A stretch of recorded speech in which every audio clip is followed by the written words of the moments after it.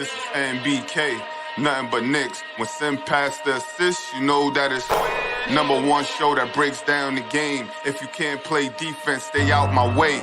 Dribble the ball, come down the lane. 5 seconds on the shot clock, who gon' win us the game?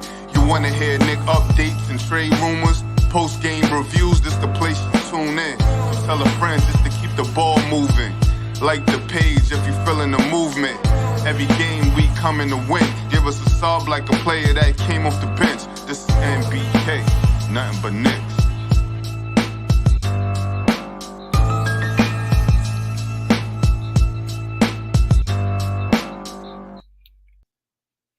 What is going on, ladies and gentlemen? It's your boy, UnclefOOlio, and I'm back bringing you another episode of the Kontroversy, ladies and gentlemen. Thank you so much for being with me today. This video is just going to be a short little video. I'm going to give my 2021-2022 Knicks season predictions. I'm also going to reflect on the 4-0 preseason that we just had and talk about what do I expect moving into this upcoming season. But first and foremost, make sure you like and subscribe to the Nothing But Knicks channel. Hit that notification bell to be notified anytime we go live or we have any content for you. We got a lot of stuff to talk about, ladies and gentlemen, this season between myself, between Queens Court, between Sim on the shoot around, pre-game shows, post-game shows, so much content for you, ladies and gentlemen. So make sure you like and subscribe and hit that notification bell because it's going to be fire, ladies and gentlemen. I'm telling you that right now. And before I even get into my season predictions, what I want to do is I want to, highlight and shout out some of the podcasts out there that definitely helped me along my journey, getting to this point right here. They've been so instrumental in helping me build the brand, allowing me to get on their podcast and just talk about Knicks basketball, which we all love to talk about. So without further ado, I just want to shout out these podcasts right here. First and foremost, Blue Orange Tears, Uncle Freezy. Thank you so much for all the love you show me. You guys make sure you go check Uncle Freezy's channel out. He has so much content on there for you as well. The Pod Couple, Knicks Old School, and of course, Knicks at night, Knicks in the morning as well. Freezy, thank you so much for everything you've done for me. I really, really appreciate it. Knicks and Bruises with my man Tony Crow. Definitely a brother channel. He definitely goes over all the Knicks and bruises that we suffered as fans throughout the last 20 years. He also has good content as well. Normally a part of our Monday lineup. So definitely check that out. Knicks and Bruises. Definitely appreciate you, my brother. Sports Vibes, my man Queez, thank you so much for all the help you've given me as far as equipment and everything you've shown me as far as doing this podcasting thing. I love your channel, bro. Keep doing what you're doing. Such a phenomenal shit that you put on there. He does a co-podcast with Stephen Fox and Foxy, so definitely make sure you check those guys out. Really good channel. Knicks Real Talk, Brother Divine, my man down here in North Carolina. I really, really appreciate you. He allows me to get on that show sometimes and talk that talk. But this guy is probably the most optimistic Knicks fan I know from the old school. Knicks Real Talk. Thank you so much, Divine. Appreciate it. Still Knicks fans, my man Ron from Still Knicks Fans. I'm going to be on with him tonight, by the way, at 9:30. So definitely check us out there. But Still Knicks Fans, a dope channel. Him and co-host John, they put out some good content for you guys, so definitely check those guys out as well. And also Hadouken Sharon's No Life podcast. Hadouken, the youngin. I was on a Controversy episode with him last month. We definitely spoke about some things, spoke about RJ Barrett.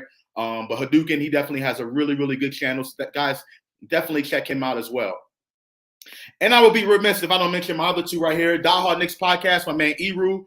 He definitely has a podcast that's going to be happening sometime within the next 15 minutes or so. So definitely check him out. Him and State NYK podcast doing co-hosting together over there on that channel. My man Eru always keeps it real. I really, really appreciate you. And last but not least, my man JD Sports Talk. Big up to JD Sports Talk. Big Giants fan, big time Knicks fan. He always puts out the real content. So definitely go check him out as well.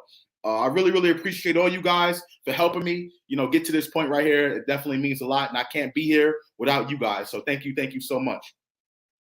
All right, ladies and gentlemen, let's get right into it, okay? Knicks obviously went 4-0 in the preseason, right? They came out, they were shellacking teams at least the first 2 games, and then the last 2 games they came out to a little bit of a slow start, and then the second half they just turned up, right? They turned up on these teams, all right?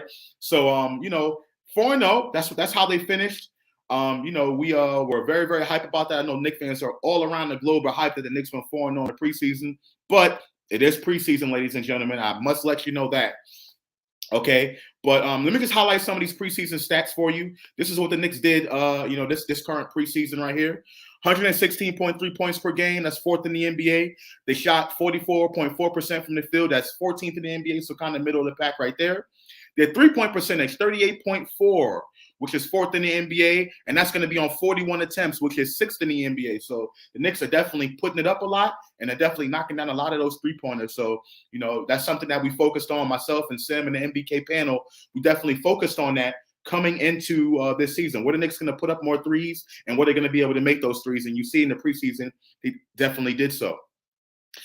26.3 assists per game. That's going to be 6th in the NBA during the preseason. Rebounds, 48.3, 7th in the NBA. Turnovers, 11.3 turnovers per game. That's turnovers per game. That's the lowest in the NBA during the preseason, ladies and gentlemen. Turnovers. The Knicks are lowest in the NBA in turnovers with 11.3. And finally, your offensive and defensive ratings, 113.4, which was 2nd in the NBA during the 4 preseason games, and 101.5 defensive rating, which is 10th in the NBA over that time period, ladies and gentlemen. So those are the numbers for you. Those are some of the phenomenal numbers that the Knicks put up in the preseason. We played Washington twice. We played Detroit, and we played Indiana. We got off to that 4-0 start. So here's some positives that I want to talk about in regards to the preseason, right? Obviously, the Knicks putting up more threes, right? They kind of, becoming more of a modern NBA basketball team. Last season, they were very, very slow. They didn't attempt that many threes. They knocked them down. They were probably tops in the NBA and knocking down a three-point shot, but they didn't take that many, right? And, of course, we were kind of at 103, 104 points for the majority of the season, this amount of points that we scored, right? The Knicks were a very, very slow team last season. This preseason, they were much, much faster, and they put up a lot more three-pointers and a lot more shots early in the shot clock.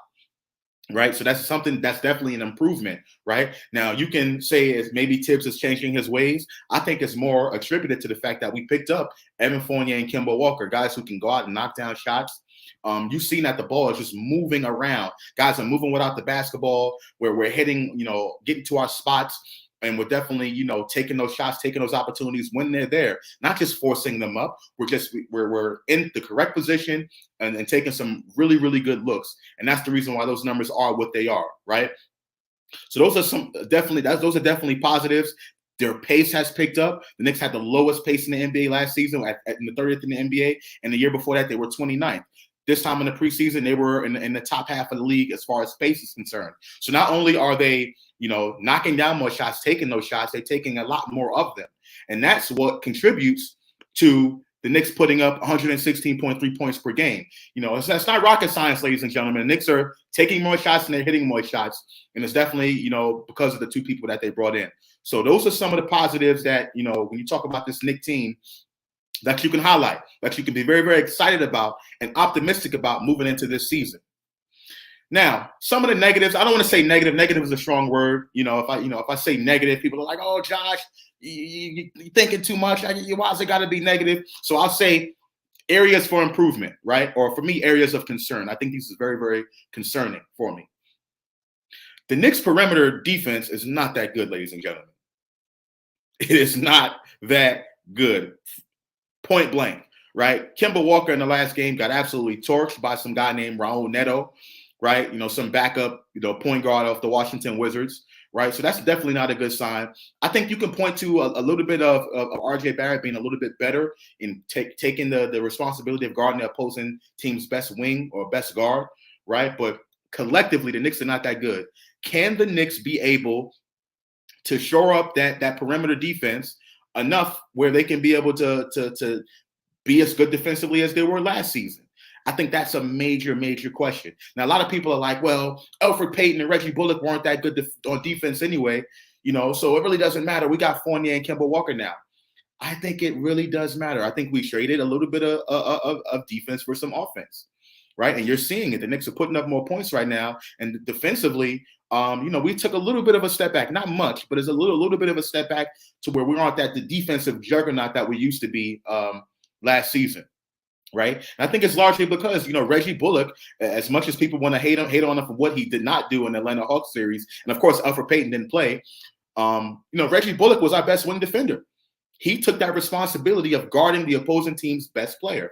So, listen, you definitely have to take that into account when you break these Knicks down. We did lose a little bit defensively. Now, can the Knicks be able to get better defensively? Season is a long 82-game season, right?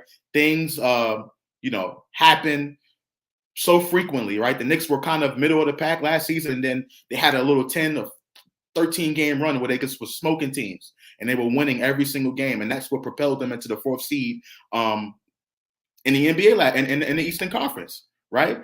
So things can happen. It's a work in progress. It's not set right now. How the Knicks are going to be for the majority of the season. We're just talking about how do we think they're going to do, right? So everything is a work in progress. But I have to say that the perimeter defense definitely will need some work. We got to find some ways to stop opposing guards and wings from getting into the paint so easily and so frequently, point blank. Now, here's what Tom Thibodeau did in the last game, right? Tom Thibodeau put out Obi Toppin, Julius Randle, Quentin Grimes, Derrick Rose, and R.J. Barrett. He had that lineup on the floor, right? And people were questioning, why would Thibodeau go with this lineup, this small ball lineup with Julius at the 5 and Obi at the 4 to start to stop teams, right? And it worked, ladies and gentlemen. It worked. That was projected to be our worst defensive lineup. Thibodeau never wants to use that lineup because it's a liability on defense, but that lineup basically won us the game. I think they scored 29 points in the 7 minutes that they were on the floor together. They went on a 15-point run, 15-2 run at some point in that 4th quarter, ladies and gentlemen. But here's the thing, and here's the difference. Here's why I don't think it's going to be really employed that much during the regular season. When that lineup was out there on the floor, they were switching everything on the perimeter. So they prevented a lot of those dribble drives from the guards and wings. They stopped it because they were switching everything on the perimeter. And I think as the season goes on, as the games slow down, you're not going to be able to employ that style of switching everything on the perimeter. You still got to be able to fight over the screens. If you're going to play man-on-man defense, you have to guard your man, fight over those screens, and play tough, right? And that's what's going to happen as the game slows down. I do not think a lineup like that with that type of strategy will work against an Atlanta from last season who tore us apart using the pick and roll. So, listen, I just think that, it worked during the last game. We'll see how it gets employed during this season, but we still need to work on our man-to-man pick and roll defense. I think that is a problem right now, and we need to definitely get better with that. And I want to talk about this comment right here from my boy, Fat Boy with Kicks. You judging our perimeter defense on 3 games without Mitch and Noel. In the 4th game when Mitch was on the floor, the defense was totally different. No, it wasn't. Let me tell you why the defense wasn't different, right? Because you put Mitch in a little bit of a pickle, right? You just cannot allow guards to get into the paint so freely. Mitchell Robinson was susceptible, even though he was able to alter shots because of his length and his ability to jump high. He was still susceptible to the alley-oop. We were susceptible to that because you took Mitch out the paint, and what their guards did was they were able to just throw it up, right? And they were able to capitalize. Their bigs were able to capitalize. Not to mention, you take Mitch out the paint, you lose rebounding. Mitchell Robinson only had 3 defensive rebounds in the last game, right? Now, he's never was that strong of a defensive rebounder, but again, you cannot have, just because you can have Bill Russell back there, and it still will be a problem. Okay, so listen, our guards and our wings have to play better defense. It's just plain and simple as that. There's no other way to put that. Now, I think they'll be fine. But I think Mitchell Robinson helps, but not as much. We got to be able to do better. And Tibbs will tell you that. Tibbs will definitely tell you that. Right. So that's the area of concern for me that I think we need to work on. Obviously, scoring the basketball, I don't think we'll have any problem with that. The ball is just moving around. This team moves the basketball around the floor. You don't see as much isolation basketball as you did last season. Right. Last season, the Knicks had to run isolation basketball. Julius Randle was our only true capable scoring threat that can go out and get a bucket, whatever he wanted to. R.J. Barrett wasn't at that level yet. And quite frankly, R.J. Barrett is not at that level this season. R.J. Barrett is a good shooter. He fits within the flow of the offense, but you're not giving the ball to R.J. Barrett and say, go get me a bucket at the end of a game, right? And that's no knocking R.J. That's just the type of player that he is. I'm not knocking R.J. for that, but, you got to call a spade a spade. R.J. Barrett fits really, really, really well within the flow of this offense, and he's very, very important to this team. There's no doubt about that. But now the Knicks have more guys, right, within the flow of the offense that can knock down shots. You got Kemba Walker. You got Evan Fournier, who didn't perform that well in the preseason, but I think he'll step it up as a veteran, right? You know, the ball's just moving around. Like, it looks kind of like a Golden State, San Antonio kind of triangle, move without the basketball kind of offense. And the Knicks have a ton of good looks. They get a ton of good looks every single game. So they don't have to necessarily run isolation basketball. And here's where I think they're going to take that next step offensively this season. Because they're able to share the basketball and give guys really good looks and things of that nature, when the game starts to slow down, you don't have a tired Julius Randle anymore from carrying the team on his back throughout the entire game. You have a Julius Randle that's relatively rested that can go out and knock down isolation baskets whenever you need him to do so. And we've seen it in the last game. The Knicks, Julius Randle was relatively quiet for the first 3 quarters of the game. Come the fourth quarter, Julius Randle was knocking down shot after shot, right? And to me, that's really, really important for the for the Knicks. They can be able to play their offense, that team style of offense, but when the game comes down to it, they got a guy who can close. And I think that's really, really important for the Knicks to have. Salute to D Grant. He said, Josh, do you really think the Knicks are a better team than Philly, Atlanta, Miami? I heard some people say the Knicks will be a 3 or 4th seed. So I'm going to get to that, right? I'm gonna get to that. I'm gonna get to my prediction for the Knicks, where they would finish in the Eastern Conference, as well as playoffs. But to answer your question directly, I think that 2 out of the 3 of those teams will definitely finish ahead of the Knicks. I think Atlanta will finish ahead of the Knicks, and I think Miami will finish ahead of the Knicks. Now, people say that, how could you say Miami or whatever the case may be, they have no bench, the Knicks have a better bench? Yes, but Miami has a championship pedigree. They have pedigree. They have guys on the floor in their starting lineup who are just beasts. I like the acquisition of PJ Tucker. I think the Knicks, they're still going to play us hard. Every time we play the Heat, it's always going to be a tough game. They employ that trap. We couldn't do anything about that trap they threw on us last season. I think it'll be a little bit better now. We have Kemba. We have some guys who can actually break it a little bit better. But Miami's going to play us tough. And I do expect them to finish higher than the Knicks in the Eastern Conference, right? So I'm going to at least give you that, right? Atlanta, I have to see us a little bit more against Atlanta, right? With our pick and roll defense, I'm a little bit concerned about that. I'm concerned about Trae Young. People call them trash, which I don't know why, right? So I'm a little bit concerned about Atlanta. So I'm going to say Atlanta's going to finish higher than us as well. Philly, that's the wild card, right? Obviously, they have Joel Embiid, who's a beast, the most dominant big man in the NBA today. And I don't think we really have enough for him. But what else do they really have? So who knows what's going to happen with Ben Simmons? What kind of Ben Simmons are they going to get? Is he actually going to play for them? Is he actually going to get traded? Who knows with Philly? So I'm not going to say Philly's going to be ahead of us just yet. I think that's still a work in progress. And salute to everyone in the chat. I am AO Digital, JJ, Kerry Cox, Sherwin M. Glad to have you here, shipmate. Salute. Thank you. Zal Martinez, Nuggy Fresh, Hector Gaston.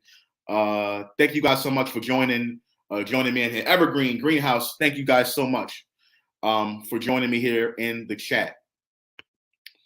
All right, so now I'm going to get right to it, ladies and gentlemen, because, listen, preseason is preseason, right? For everybody thinking the Knicks are going to win the championship, shout out to Evergreen, right?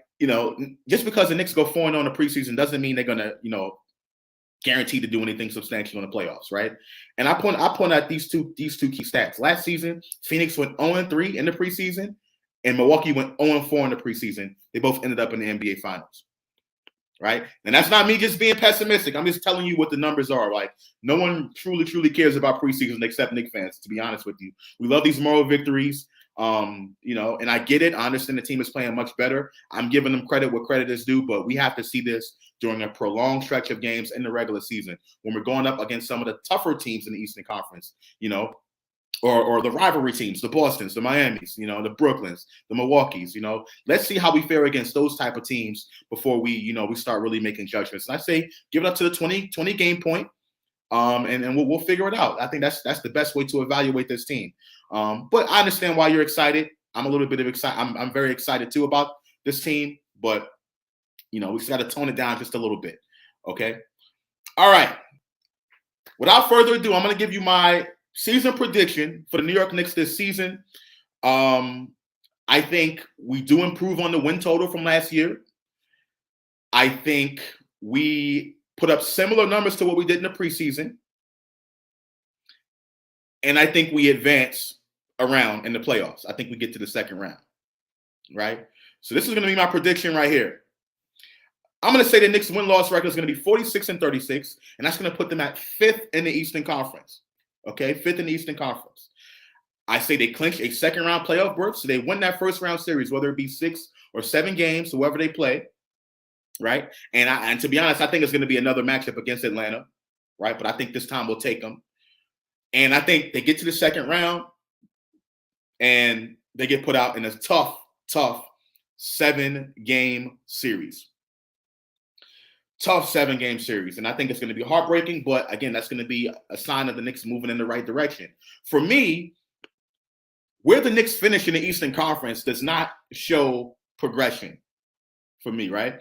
When I tell people the Knicks are going to be 5th in the Eastern Conference, oh, no, how could you say that? How could you say they're going backwards? To me, that's not going backwards. Where you finish in the playoffs determines, your trajectory or not, right? So I don't care about I do care about what happens in the regular season. That determines our seeding. But finishing 4th in the Eastern Conference for me, just like I told you guys last year, right? That's a little bit of a moral victory, right? I'm going to see what this team is going to do in the playoffs because that's what matters. And I think, listen, I think the Knicks can get to a second round this year. I think there's no question about that. With the offensive numbers that they put up, despite their defensive limitations a little bit, I think the Knicks can definitely, can make some noise in the Eastern Conference. It is a tough conference, no doubt. Chicago's still out there. We haven't even talked about Chicago yet. Chicago, Boston, Brooklyn, Milwaukee, Miami, Charlotte, Atlanta. So many of these teams out there. In the end, I think they're going to be a tough out with Rick Carlisle coaching them now. So there's going to be a lot of these teams out there that are gonna be fighting, quite frankly, right? And that's why I think the Knicks can get to a 5th seed with 46 wins. You know what I'm saying? So, it's going to be tough, ladies and gentlemen. That's why during the regular season, it won't matter to me. And what matters to me is what happens during the postseason and what happens during the playoffs, because that's going to really determine it. That's how you determine whether, Tibbs is doing, a better job than he did last season. The adjustments that he makes in the playoffs when the game starts to slow down, right? That's how you determine whether Julius Randle is worth all the money that he just got paid, right? His playoff performance. Same with RJ Barrett, right? So playoffs is what matters to me and all, okay? Also, another thing that I want to point out, right? The Knicks right now are building something, and I think that, depending on how they start the season, there could be some trades that happen at the trade deadline, ladies and gentlemen. Do not sleep on that. Don't think that this roster is set in stone the way it is. I think that Leon Rose, Scott Perry, they actually looking for some trades to make this season. Point blank. I think the reason why they have the roster constructed the way it is with some of the contracts that they gave out is because they're looking to move them. These guys that we have in this roster won't be here 2-3 years from now. I think that it will. This roster will get shaken up a bit. And I need Knicks fans to prepare themselves for that, right? Prepare yourself for some sort of trade or some sort of something that's going to happen, right? I don't think it's going to be the same. So definitely prepare yourself for that. All right, ladies and gentlemen, one more time, I'm going to show you what my season prediction is for the New York Knicks right here. I'm going to put it up on the screen again. 46-36, that's going to be 5th in the Eastern Conference. They're going to clinch a second-round playoff berth, and I think they get a second-round playoff exit in a tough 7-game series, ladies and gentlemen. That's my prediction for this team. I think that shows a little bit of progression with this particular team. I think ultimately what's gonna knock them out in the playoffs is that perimeter defense. So we gotta, see how Quentin Grimes is gonna get some time. Miles McBride, Grimes showed us something in that last game, but again, we still have to see more, right? Nothing is really set in stone yet. It's just preseason, guys. So let's see how all of that checks out. Once again, everyone, I told you this video was going to be short, so I want to thank everyone for being and tuning in with me, talking about the New York Knicks. I'm so excited for Wednesday. Definitely check out the pregame show on Wednesday. Legends Bar, right there on 33rd Street. Sim and the MBK panel is going to be doing a huge pregame show there. So definitely, if you want to just be a part of the pregame show, be a part of the atmosphere, go to Legends Bar on Wednesday for the pregame show. Before the Knicks tip off against the Boston Celtics. It's going to be dope, ladies and gentlemen. So definitely, check that out. Also, right after this video, ladies and gentlemen, my girl Queen Steph has her Monday show, her normal Monday show at 8:30. She's going to be breaking down the Knicks preseason and also talking about what she expects the Knicks to do during the regular season. So right after this, tune in to the Queen's Court right here on the MBK channel. And also every Monday at 8:30, she's going to have these shows for you. Depending on whether we have a game or not, we probably just do a pregame and postgame like we normally do. But anytime on Monday, whenever there's not a Knicks game, tune into my girl Queen Steph. She breaks it down really, really good for the ladies. You know what I'm saying? So definitely check her out. Ladies and gentlemen, let me just get to a couple more of these comments before I close it out. D Grant, I really think if the Obi plays at the wing, the Knicks perimeter defense will get better. Now, listen, Obi really stepped his perimeter defense up, right? And we've seen it, when the Knicks were kind of switching everything, they ran the pick and roll. Obi Toppin came out to guard some of those wings, right? Him and Julius Randle would hedge a little bit to stop that penetration from the Wizards guard. So I really think Obi Toppin, is going to take that next step this season defensively. He is someone that I'm really, really bullish on as far as taking that next step. Absolutely, no question. So maybe Obi Toppin becomes a 3, down the road. A hybrid 3-4 kind of player. Maybe he does. He can definitely shoot the basketball, putting the ball on the floor a little bit more. Still has to work on his post-up game a little bit, but again, that's all a work in progress. So I definitely agree with that. Sherwin M. The Knicks will win 46 game. I see 37, 41 wins when I check the schedule. Okay, a little bit pessimism there. We appreciate it. Zal Martinez, Knicks are a sleeper this season. And Nuggy Fresh, would you part with our 2 new rookies for a bigger piece? Absolutely. No doubt, no question. No question. I think what it is a lot of Knicks fans like to, they want to hold on to the draft picks. We got people out here wishing Frank Ntilikina well in Dallas, and Dennis Smith Jr. well in Portland. Oh, we drafted them. They're our babies. We still love them. Nah, forget about all that. Whoever's on this team, I'm rocking with. Straight up, point up and down, straight up and down, just like that. And if there's an opportunity to go out and get a big fish, some of these guys on this roster, I'm letting go. I've been, I can't be any more clear than that. Like, I don't think anyone in this roster is untradeable with the exception of Julius Randle, right? Because we locked him up long term, and he's someone that can close. If you have an opportunity to go get another closer, I want to, I would make that deal in a heartbeat. So no question for me.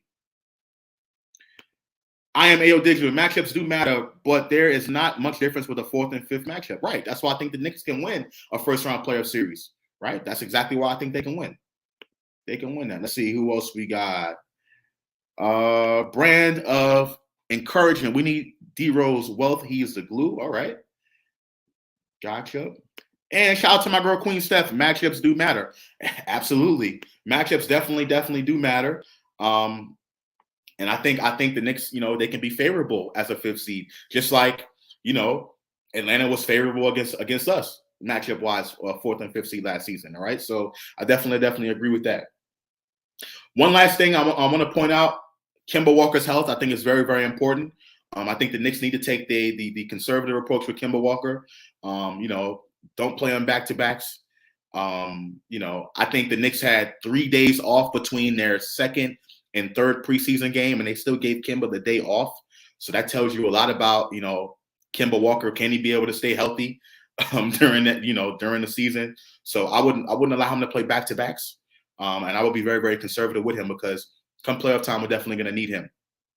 Mitchell Robinson, I like the fact that Mitchell Robinson looks bigger now, but he ain't no Shaquille O'Neal yet. Still has to work on his footwork offensively and just get back into game shape, right? Get back into game shape. And again, just because we have him back there doesn't, mean that, we can just be all willy-nilly allowing guards and wings to get to the paint so easily, right?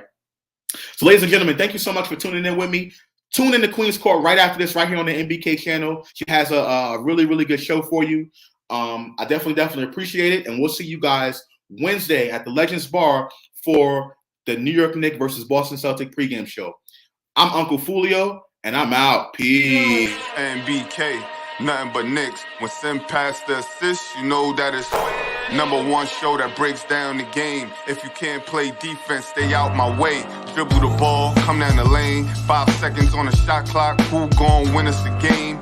You wanna hear Nick updates and trade rumors? Post-game reviews, this the place to tune in. So tell a friend just to keep the ball moving. Like the page if you feeling the movement.